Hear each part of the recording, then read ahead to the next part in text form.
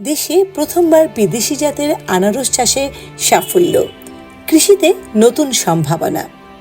দেশের মাটিতে এবার সফলভাবে চাষ করা হলো বিদেশি জাতের আনারস। মৌলভীবাজার জেলার শ্রীমঙ্গলে কৃষি বিভাগের উদ্যোগে পরীক্ষামূলকভাবে চাষ করা হয়েছে ফিলিপাইন থেকে আমদানিকৃত উচ্চ ফলনশীল MD2 জাতের আনারস। শ্রীমঙ্গলের রাধানগর, ডলুছড়া ও মহাজিরাবাদ এলাকায় প্রায় 5 হেক্টর জমিতে এই আনারস চাষ করা হয়েছে।